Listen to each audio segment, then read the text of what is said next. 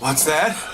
Kill them all, you say? That's not the alien talking, because that's just a prop. So one of the reasons that this is what everyone thinks of when they think about an alien is Close Encounters of the Third Kind. Oh, I thought that was like from an abortion film. I thought it was like the dangers of abortion. Find out how.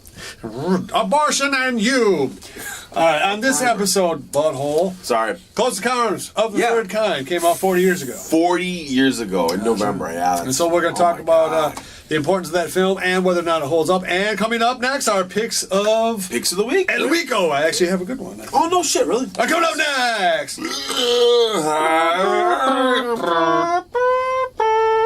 Next.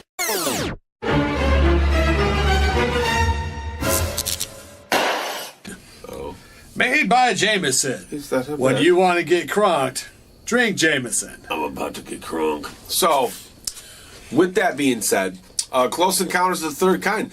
If you haven't seen it, go see it. It's available, I'm sure, at a Walmart near you. And the first. What?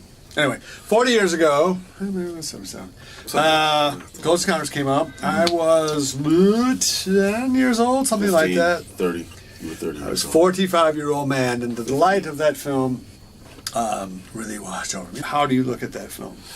Well, if you look back at it, I mean, you recognize two things. One thing is you really recognize the beginning of Spielberg. I mean, Jaws has parts of that, but his techniques, his camera work by Vilmos Zsigmondt, by the way, just beautiful. But the way he sets up shots and frankly, Spielberg's depiction of small town people, because most of the people in the film, even the incidental characters, are small townish. Even the translator is somebody out of his element. Just some random. I mean, literally a random. He was on the team. Right. And he's this dude. And so that's very Spielbergian right up until, I don't know when, but I mean, at least in the mid-90s when he did films that weren't quite like that. Yeah, that's the things that hold up in that film today are the performances, are the way that they portray people, are very Americana. Very all-American kind of way, very, all the way up to the scene when, late in the film, a cattle town is being evacuated because they think they're all going to die from some plague that the government says is out in the wild, but isn't, just so they can clear, like you just said, clear this area for the next 400 square miles or whatever. It's almost like the film is suggesting that your government would lie to you about something. Well, that's a big part of it, is the conspiracy concept. aspect of the film, is that the government, for big sections of that film, is openly lying to the American public about all manner of things. Hang on. No. I know, shocking. But at the time that movie came out, that was a fairly unique thing. There were other anti-government films, or like Robert Redford did, The Hunt or whatever. Robert Redford, The Manchurian Candidate. But that never saw a real release. I mean, we know of it now, but that never saw the cineplexes do it. So Manchurian Candidate, but nobody saw it. Well, 3 Days of the Condor, that was definitely one. Right, but there are very few movies up to that point so well made with a huge Hollywood budget that had that to say. That had that huge part of the story. Yeah. No, the government is lying to you. Now, as it turns out in this film, it is arguably beneficial. But they go through the process of how they rationalize lying to you. And how they rationalize everything that they do. How they rationalize inconveniencing millions of Americans against their will by using their power over you. Right, and yet, what you say is true. There's, the government is a part of it. Is it all seems like such small time compared to what's happening now. Now these conspiracies equal. They equal, a huge call of the Earth. Massive depopulation. Either the Earth's overheating or we're underheating. The terms now are much more apocalyptic than, Schittsburg, North Dakota has to be evacuated for a day. Maybe they did. We might even have a couple of deaths and we'll have some broken arms. But by and large, considering this is our first contact with an alien race, it's justified, and we are doing this for truly benevolent reasons, as opposed to every fourth man on Earth has to die by tomorrow or we're all doomed. That kind of plot line. Right. Conspiracies have gotten a much Much more a coin flippish. It's it's either yes or no. So It's in not the gonna be terms like, of oh, the conspiracy, it seems like a minor thing now. Like, oh, how cute! Their government's putting them on. They're knock-up gas. Yeah. Well, they're going to save their lives. Right now they just kill all the Americans. Well, people. Well, look at the crazies. And that's from a while ago now. 1990, 2009. Yeah. 2000. I'm sorry. It's about 10 years old, 8 years old, something like that. Right. Yeah. But go from Close Encounters to the crazies, and right. We've kind of upped their game, so that kind of seems cute. We were talking about this outside. When I was a kid, I thought Terry Garr was a super bitch in that movie. Like the character she plays, the housewife, right, was a mean person and horrible. Why don't you believe your husband? And oh my God, and why are you doing this? And now, as an adult man, married man, I watch it and go, Terry Garr's stuck around for about 3 weeks longer than any woman would in real life, and I don't blame her at all for leaving. Because, okay, you saw a crazy alien. It gave you a sunburn. And now you've ruined my living room, and you're not having sex with me, and you haven't talked to your kids for 4 weeks, and you got fired last night, and what the fuck? I don't care about aliens. I believe you. There's aliens. And what about this ass? Are we going to take care of that ass tonight? Or are you going to go out in your fucking truck and go half-ass bang some other chick? I'm going to fall back on that ass. Mm-hmm. Right. You know what? You're right, honey. You're hot-ass Terry Garr in 1977. I'm going to say fuck you to the aliens. But no. Not only does he say fuck you to beautiful Terry Garr. Fuck you, aliens. He starts destroying his own house. And then when Terry Garr's character finally fucking leaves, his character, does he ever ask about his children? Ever again in that film? Even when the government clearly acknowledges his presence, even though there's a time between the time when he shows up on the final runway to the time he goes into the craft, there's like 20, 30 minutes. How about, could you call my wife and make sure they're not dead? Well, can I offer a rebuttal on that particular point? Did you see those kids? They're terrible children. Yeah, I think you'd be... See, seeing your argument just fell apart. You're glad to see them. My children are terrible. Still, I'd ask about them. Well, where they at? I don't know. That's not my job. Right. I mean, it wasn't my day to watch them. So that aspect of it, that's... I feel what you're saying. Very quaint with your government conspiracy. And also... Isn't that cute? There's so many plot holes in the movie, it's really hard to get over them as a grown man. And this is the biggest one. All throughout the movie, the government is attempting to find out where the aliens have been, and they're always a step or two behind. However, these dumbasses like Richard Dreyfuss have been blessed with this magical power to seemingly know where they're going to be after the initial contact. Right. And initial contact seems to be very pointed. I know, something. Right, and now, oh my God, we're all getting visions of this crazy-ass shit. Right? And all of that, and yet still the government is able to suss out that A, they're going to be someplace on a certain date, B, that they'll need this much space, and C, we're going to have a giant electronic light-up fucking keyboard ready. It's like ELO. I know, like quavers? What the fuck is a quaver? Why do you think aliens want to hear them? Did you get a text message from the fucking aliens saying, be here with the fucking badass light show, or Earth is dead? Did you know that... They did not explain that at all. How did they know that all those people were going to be on the ship? You know what they didn't explain very well? What the hell was Zoltan Kodaly? What was this business? Yeah, well, I was getting to that too. Like, where in the aliens say that it has to be boop, boop, boop, boop, boop, based on what? Because alien notes are the same as ours? They were sending it to us, right? I mean, they kept receiving the information, but didn't know what it was. No, but did they get a text? Is that what I'm saying? Is that what that is supposed to believe? Is it the alien form of text? I don't know these things. So they're all in the extended version, when you finally get to see Lance Henriksen do more than... Right. Because he had a big part in that Spielberg totally cut out. Cut him out. It was a big negative to his career for a while because he was kind of bitter about it, and kind of like Kevin Costner getting sliced out. I guess he actually said something to Spielberg during the production. Did he? He said to him, "Hey, listen, Lance Henriksen, he told this story. He says this. Allegedly. I might be fucking up the way he said, but I'm pretty sure it's like this. He goes up to says, hey, listen, during this scene, why don't I just run up and grab one of them aliens and just run with them?"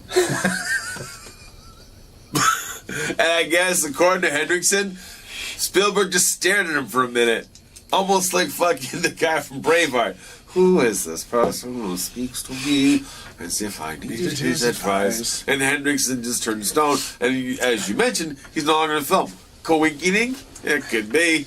I've not heard that. But he had a part. But in truth, and this is another negative, even now, the normal theatrical cut of Close Encounters, which is the cut I would advocate you watch, there are a few don't other fuck cuts. with the director's version. Just watch the original. There's a couple cut. of different director's versions. There's a longer one, then a super fucking duper longer one. Wait. Did you know that they did that? Hey, hang on. When that movie was released, they actually re-released it the next year with Close Encounters Special Edition. Yeah. It actually came out at the show. So they released this film twice, which They just released it this year, man. Well, when you see what I'm saying, no.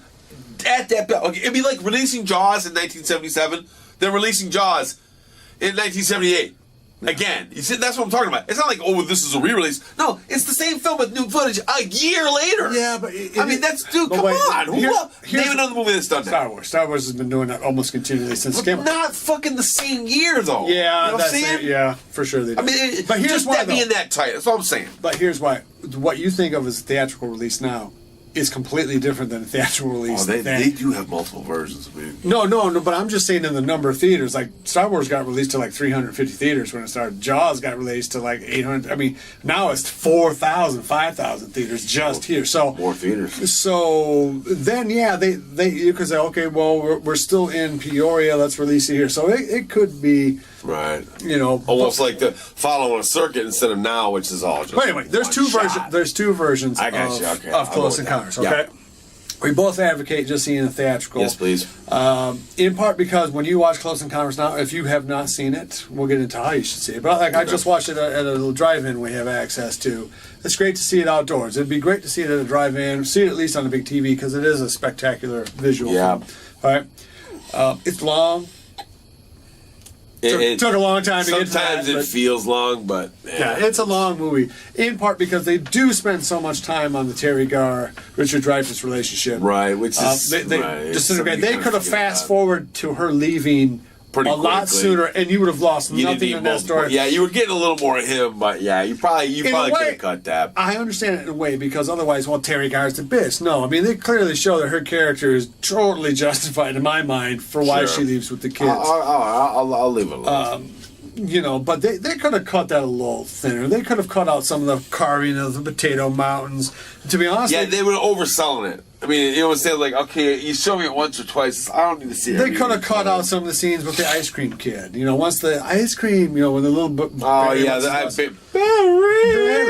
I mean, they could have just shown Barry got kidnapped and that's it. Right? They could have cut to that one scene. But there was at least 3 other long scenes with him in it. Really establishing the shit out of it. It's like, no, just the one scene was scary enough. Okay, this kid gets stolen from the girl, and maybe later on she meets Dreyfuss at a potato farm or whatever. Right, I got you.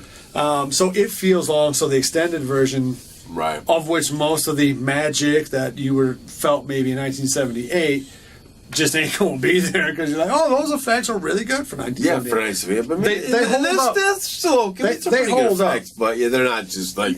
But who cares? Now we can do characters where, like, look at Rise of War of the Planet of the Apes. I mean, you have the entire cast of characters now. You can do the entire fucking show and never really know. You have no idea. Yeah, so I mean, the CG is so good now that it's mind blowing. Yeah. I mean, look at this CG. I mean, this is incredible.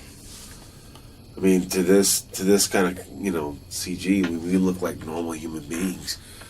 Human at all. You're wrong about that. Are you sure? This is an effect? This is an effect? It's all in camera. Yeah, like Howard Hawks. Okay. Great. So it seems long. Some of the divorce stuff. You could let's move it along. However, I want to say something real quick. But okay. You finish your point. I want to say something because I'm just a little.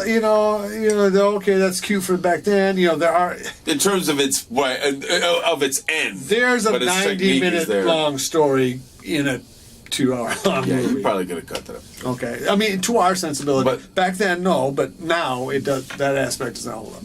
There's something I have to mention. You like the movie more than I do. Now that's clear. I do like it, and let me explain why for 2 reasons. One, because I think it gives one of the most credible explanations of how conspiracies work. Because people get this idea in their mind that it's like, oh, it takes all these sinister cloak and dagger people, and no, it takes a set of people doing their fucking jobs. And people always go, well, wait, somebody would talk. No, they wouldn't. Yeah, you know what you're going to do? You're going to keep your fucking job, and you're going to keep your fucking mouth shut because you know where you work. That's like working in the mob. Well, it's like being a lawyer. Right. It's like being a banker. Those guys have access to all kinds of private shit. And they fucking know. And it's like, okay, so you say, well, no, somebody would talk. No, nobody involved is going to talk ever. Not even once. People who work for safe companies, guard companies. There's all kinds of people in locksmiths. Yeah, they already don't talk. Yeah. So, but wait, something else. No, I agree with you. The actual conspiracy stuff, how they deal with it, is handled that's pretty matter of fact, man. Very realistically, right. And that's one of the things that we're saying. But I mean, it wasn't just one of the first movies that showed this kind of conspiracy. It's also shown very well, very realistic. And the fact that the conspirators are protagonists, because Francois Truffaut and the living Ewok, Bob Abalabalan, or what the fuck his name is. They're living Ewok? Who? Dreyfus? Yeah. I'm Richard Dreyfus. No, the fucking guy. I'm a professional cartographer. Oh yeah, the translator. Guy. Yeah. There's one shot. Like the only guy who knows. The fucking Ewok. Yeah. But anyways, but there's a scene that takes place in the film that is fucking amazing, and it's pure, like, this is everything you ever thought was great about Spielberg contained, just like fucking when Robert Shaw does his speech on the boat. It's the most spectacular bit of fucking Jaws. Dow's eyes. There's a scene that occurs at the Indianapolis Air Control Center. Yeah, it's a conversation between the air traffic controller and two pilots. That is fucking riveting. A bunch of air traffic controllers eventually come over. At first, Delta do have something in the air. He's like, all this other kind of shit. He's like, oh, let me check my radar. No, I've got an Allegheny DC-10 in your 10 o'clock position. Yeah, that was actually a trailer. That whole scene or part of that scene was in the original trailer. Scene, it really is. No, it's a fantastic movie in many ways. But I think we both agree it has not aged as well as Jaws. Or some of it just has not aged as well, in part because the domestic life seems really idealized to us now, and like, why don't you ever, it just seems right. The conspiracy does seem... And people's attitudes, about the whole thing. And also, I think that most people now want their aliens mean and clawy. The idea of the little gray benevolent... They sucked out his brain. Yeah, that's what we want. Starship Troopers. We want giant fucking bugs. We want zombies. We want shit like that. A bug planet. I'm sorry, you were saying? I interrupted again. I don't know. You were talking about something. I lost track. What do you think? Yeah, no. I kind of agree with you. Comment, retort. It's sort of just. It's almost naive in a way. It's very naive. It's almost like watching Bad News Bears. It's sort of like, boy, you just seeing them act like this and their attitudes and what they do. And now, I will say this is interesting, though. They do show something unusual these days. Show someone in a normal house. Like, doesn't it seem like everybody who owns a house in movies owns a fucking mansion? They show people in a regular house where it's like the kitchen and dining room are combined. Right, They're not two separate rooms. It's regular lower middle class people. And you talked about the kids being rotten, but the kids are very believable in that film. They're believable and assholes, right? Yeah, they're believable asshole kids. I don't know what fraction is this. That's why I'm asking you. You would know these things. Yeah, you being an asshole yourself. The kids seem realistic. Yeah. It's one of those things that Spielberg gets right. It is weird to see the film in a way because it is a technical masterpiece. Music's amazing. Photography amazing. You're getting the best performances out of almost everybody in that movie's career. Yeah. And the good actor. I'm just amazingly good actor. A fresh for the time concept with the aliens and the government conspiracy, all of that. And yet still, despite all of that, I'm just telling you right now, a 10-year-old kid is not going to sit through that film. They're not going to. It'll yawn him, dude. And I don't know that a 20-year would old. Maybe. If you really appreciate the story and really appreciate the performances and the nature of the story, then you might want to sit through it. But otherwise, no. It's a nostalgia film. And I have proof. The movie's been out now for 10 days. It's grossed less than $200,000 domestically. At least according to Box Office Mojo, I'm pretty sure I have that number right. Yeah. So it's grossed almost nothing. Now, it wasn't in 4,000 theaters, but it was in hundreds of theaters. Yeah. So just nobody cares to see it. And Whereas Jaws, no, people will still go pay money to see Jaws on the I big swear, screen. do you see Jaws at least once a year? Oh, yeah, every spring. It's just At least by see June. Jaws. Yeah, it's where I It's almost usher in like you're something. watching something else, and you're flicking around, all of a sudden you're like a doll's eyes. You're like, I'm watching Jaws. And yet, without that movie, Spielberg might not have had a career. I mean, if that movie had bombed, if that movie had sucked, that would have been it for the Wonder Boy. There were lots of people rooting against Spielberg because he was the Wonder Kid. What, 24, that was 25? it. I mean, it's this or nothing because he is Mozart, that, right? like, He's the closest thing we've had to Twilight Mozart. Zone. Yeah. Besides that, I mean, yeah. And so it was interesting to watch that film again and just From that how I looked perspective. at it as a kid till now has almost Very much completely changed, flip-flopped. And No. if you haven't seen it, though, Warpig started off with that. I would say, of course. I would see, yeah, absolutely. See it. You Oh, have to come see on. it. It's the Spielberg If canon. for no other reason, just because it is a good slice of Americana at that time period. And spectacular music. And a great music. I mean, they start out with that fucking. Is it Wagner? Also, Sprach Zarathustra, whatever the fuck it is. Right. Where it just sort of slowly comes on and boom! It starts the scene. Yeah. And everything's focused around the UN, which is fucking hilarious. It's like, yeah, UN trucks come over a fucking hill, and you're like, oh, here to rape some children, one are you? last thing, too. It's funny because Spielberg, in one special edition of E.T., had all the guns removed from the soldiers and replaced with walkie-talkies. Now, he's since gone back on that. And is there a way for that to be any gayer? But I mean, not gay in a homosexual way, but just gay in a gay way. Yeah. Like, you took all their guns away? Yeah, because that's the last thing the government wants to show up with is guns. Yeah, it was just bad. But it's funny, though, between Close Encounters and E.T., Spielberg kind of an anti-establishment guy in a lot of those films. Every time the government sort of comes in. Who's the fucking hero heavy. in Jaws? It's not the government guy. It's the grizzly-ass fucking bum crazy man down at the end of the wharf. Right. Right? I mean, that's the hero of that film. And the other hero Some is sort of half-ass astronaut. I mean, so all the way up through E.T., where they're menacing the kids, and the Goonies. Isn't the government guys chasing them in that at some point? The cops or something. Well, it's a local fucking mayor or some shit who's trying to force everybody out of their land, right? Okay. But the fucking villains are the three Italian mobsters. Who's the villain? Robert Davi's what's one the of big those. villain in Poltergeist? The giant real estate. The developers. Yeah, So Look, I know we should have made you full partner. Just remove the headstone. You only move the headstones. And then as his career has gone on, he's kind of Craig T. Nelson. Spielberg ass Nick. Oh, I'm sorry. All right, so here's the Close Encounters, great movie, Close and Encounters, go absolutely. see it. Though it has on ageswelljaws.com. Two Fat Drunks, pick of the week. All right, pick of the week, bro. Pick of the week. Okay, What do we got? I think it's called Afflicted. Ew, I've seen this movie. What's your recollection of Afflicted? Let me see if it's the same movie. Not Found footage film, right? Was this? Oh, wait, hang on. I think it's called Afflicted. I might have the wrong fucking movie. Hang on. Yeah, I was just saying. Was this about the guy who's traveling with his friend and he gets infected and all of a sudden he turns like he's turning that? Yeah, okay. Go ahead, man. Give me. I've seen it. Okay, so I just saw it this week. Yeah. Because I'm a sucker for found footage films. I really do like. I think And this is totally shot on like your fucking phone, like GoPro shit. Yeah, well, it's like a Blackwell Ghost is a Right. clearly Reality style film. Yeah, right. Blair Witch Project, Found footage. the St. Francisville Experiments, Yes. another very underrated film. Hell House LLC, which is a very good film. I boo. So there's Paranormal Activities, which I think are All of them are like that. Yeah, they're all exactly. strong. So it's a genre. I Definitely. like, and I can see why. I'm a narrative guy. I can't make them. I tried to make it's impossible for me to do it. I'm like, why don't I just do a dolly shot? But I respect that form of technique. horror filmmaking.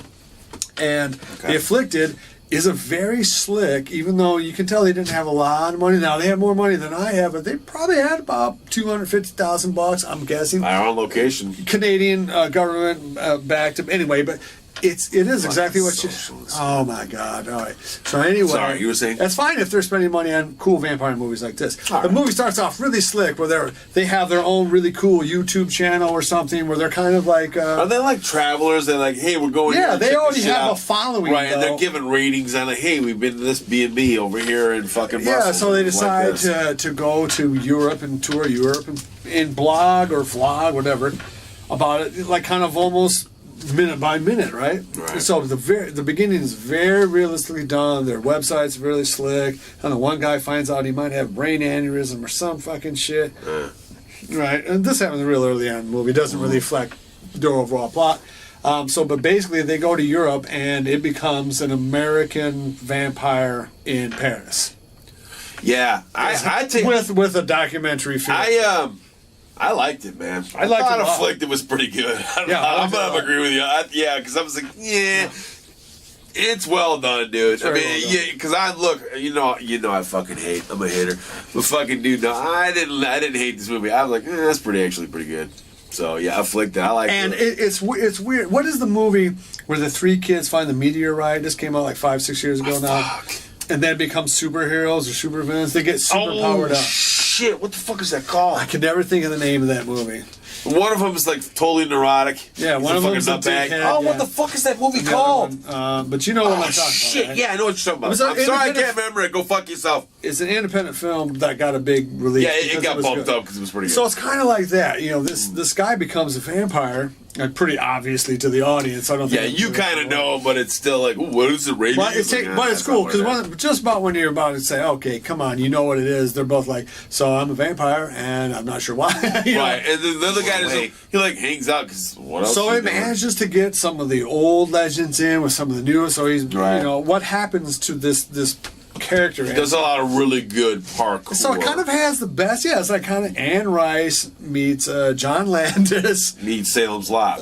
Meets Blair Witch Project. I mean, because it's a found footage film. So it's a really kind of unique thing. Now it's the one thing it's not, and this is the one knock against it, is it's not scary in the slightest. It's more the technique is so good. You're just like, well, it's more like you're like fascinated. You're like, well, let's watch what happens. Well, that's why it's amazing. It relates to American Werewolf of London because he is a pathetic werewolf-like character in that. And then because he doesn't have any choice in what's happening. And yeah, some of it's cool that you have some of these vampire powers, but also you're a vampire. But and you're fucking you're physically changing, right? Yeah, you'll never see the sun again. You'll never be a human again. You can't be by anyone you love because you might fucking snag on them. You will. You know, and you become an immediate high risk fucking Interpol. Everyone is on your ass because they know about vampires. Of course they know about vampires, and you're one, and you fucked up. I mean, so it has all this sort of pathos in it. Real. And because he's so powerful, you don't worry about his character at all. No, you really sort of. I mean, you're following him around, watching it happen, and going, "Wow, that really sucks for that guy." And then, but that's okay. And his partner too. His partner is not afflicted.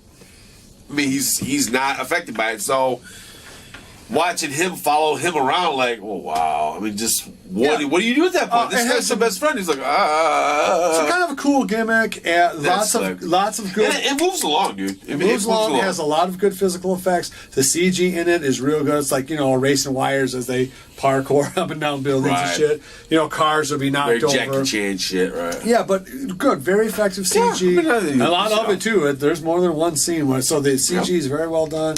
The music is effective when it's in there. It's well shot, even though, again, it's shot on these kind of lower-end cameras. No one gives a shit about that. I mean, it looks good enough for sure to make it honest. So I would say absolutely watch Afflicted. 3 out of 5? 3 out of 5? Is it good? You want to go 3.5 at least. Yeah, at least 3.5. That's better than your average movie, for sure. Speaking of better than your average movie, I got one for you, man. Yeah, okay, so... Hits me. This one goes under the category, and we're going to do a show with this at some point, but this goes under the category of when bad names happen to good movies. Because you're like, wow, I might not have otherwise seen this movie, but okay, fuck. I mean, but the title does not make you jump right into it. Like Baby Driver? You mean the kids movie? Yeah, the kids movie. Because it has the word baby in it? And a driver, like a baby driving a car or something, like a cartoon or something? What are you doing? You know what Star Wars is about? It's about war in space, obviously. Hey, I know, because it had both Star and War in it. Baby Driver is about an infant. Since there's Baby Boss or Boss Baby that just came out. You fucking check the schedule? Yeah. For fuck's sake. So that'd be one that, right off the bat, a movie that got hurt by a dumb title. Yep, and this movie is called The Bay. Is this a horror film? Well, that's good that you said that because it is a horror film. Is this with the thingamadoodles that are in the water? Yes. And they eat the fish. It's like a parasite or some kind of. And I'm here to tell you. Yeah, Brad liked that movie. Definitely, he liked that movie a lot, and I thought, I'm like, I don't know, man. This is asking to jump many hoops. Well, here's what it does really well. And I agree with you. The bay. How about the sick bay? Or something like that. Or just get sick Evil because Bay. the bay could be about fishing. It could be a It Hallmark could be movie. like, Prince of Tides. It could be like The Bay, that. Prince of Tides. It's a bay with Barbara Streisand. Yeah. And Nick Nolte. Right. So it doesn't do anything. The title is flat. Yes, it takes place in the bay. Right, and so it takes place. Here's the whole gist of the story. You're basically following around this chick. She's a first-time reporter. She's supposed to be covering This is another found film, right? Yes, it's totally not only found footage but mixed media. But I'll get into that in a second. And because they like intercut news reports and they intercut like body cams and dash cams and shit, and then her reporting and all that, because she's a student reporter and she's documenting all the shit that went down in Chesapeake Bay. I don't know, Maryland, Massachusetts, whatever the fuck. It's kind of like a modern take on Prophecy. Yeah, very. And so the whole thing is like, and it's following two different stories at two different timelines. Like it's following It's been a while since I saw it. the story of like these two biologists who are just examining pollution in the bay. Then it's following the story of this girl covering this event. Then it's trying to tell you the backstory about the mayor who's ignoring all these environmental shit and blah blah blah. It's a big eco movie and all that. Mayor's Evil? Yeah, right. Swear to God. With Nature Gone Wild? I've never heard that before. I swear I've never heard of the government conspiring against you.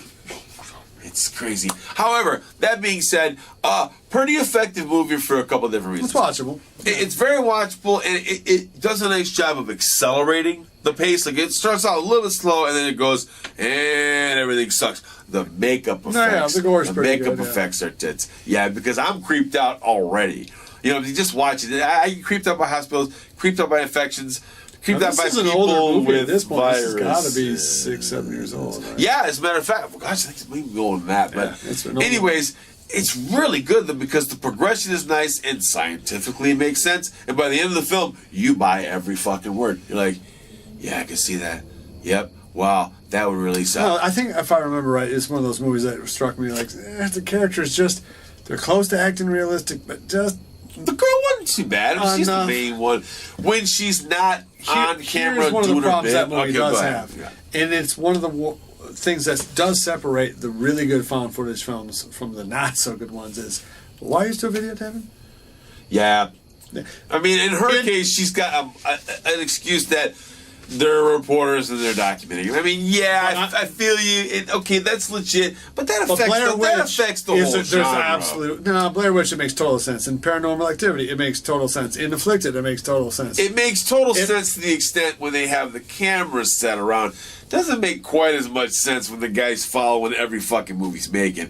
I mean, come on, that would irritate the shit out of you after a while. Yeah, setting up cameras to catch action, that's one thing. But hooking around a fucking camera, come on, dude. You do that for 5 fucking minutes and put it down. I don't care if you were fucking documenting the second coming. I'm just... Be like, and there he is. Flick, it's 5 pounds. They needed to find a slightly slicker way of making that happen. Okay, all right. I mean, it's a valid criticism. Because I think I understand what is you're a saying. better film in you just put that shit on YouTube, like, dude, check out this Vine, bro. Vine's gone now too. Wow, it's fucking kind of weird, but anyway, that was a while ago. Vine? I'm so behind the times. You don't even know what a goddamn computer. I really don't know what a Vine seriously. is, man. That's all right. Enjoy your beer. So I anyways, like movies. movies with boobies are better. Pictures, shiny, titties, shiny and new. But you think that the name The Bay is It's not a very good title, because it doesn't do anything. And like, what is this about? I don't know. It's the Bay. That could have been about a fucking band in fucking San Francisco that's just starting out on their, they really got the music down. And then when they go, yeah, rock on, they play all these bars, and the lead singer's got cancer, and they're just about to make it, and then he dies and shit, and the album hits #1. It's the Bay. Bam! Or it's about weird parasite monsters. Weird science. Oh. So I think a movie title Chance should tell you exactly what the movie is. Yes. And what am I to expect here? Star Wars. Alien. Close Encounters of the Third Kind. Oh, okay. Wow, that's weird enough to make me look it up. Saving Private Ryan. Saving Private Privates. Turns out when you just say what your movie actually is, Conan the Barbarian is shockingly mostly about Conan, who is in fact a barbarian. Wow, you know what Hercules is about? I believe it's about a very strong gentleman. Possibly the Greek legend. I'll see it. Now, obviously, the cooler, slicker name that you can come up with. Resident Evil. Yeah, ooh, okay. Well, it doesn't tell you exactly what kind of evil, other than it lives somewhere. But still, the word resident was in it. You know it's about some sort of evil. Which makes it a horror film. Or a political drama. Unlike Take your pick. The Bay. The Bay. Will the Chardonnay come in time at the Bay? Nobody will know. So we'll just go down the 101. Somewhere out on that horizon. All right. Out west of the Leon Lights. That is beautiful singing. The Bay. So if you get a chance to see The Bay, it's a good watch, especially if you're a germaphobe. Oh, honey, have I got a movie for you? And, watch The Bay. Afflicted is kind of a germ. You know, it's interesting. You're absolutely right. That's so, that'd be there's an infection involved. Huh? I would say that Afflicted is the A movie in that AB movie list, but they would make a good matchup. I think so. Agree. Very good. Hey, man. All right, so thanks for checking out our. Hey, wait a second. What about that guy, man? What's his name? Fucking. Artist by Night. Hey, pal. Hey, thanks for the review, man. Yeah, that was pretty cool. Glad you liked the show, because honestly, this is literally two guys getting drunk. So, hey, man. Thanks for subscribing. Thank you. Liking, keep on watching our stuff. We are definitely going to be doing the zombie thing. We're meshing out the details now. As we speak. That's right. So, zombie show is coming up. Yep. Hopefully, sooner than later. We will have been at the Monroe Comic Con. Yes, sir. That's right. So there we go. We've just finished Five Must Die. The final version is done. So that's a big thing for us. Our 5th feature movie. So we'll have some more information on how to get onto that. And as always, He's a brave man. I know.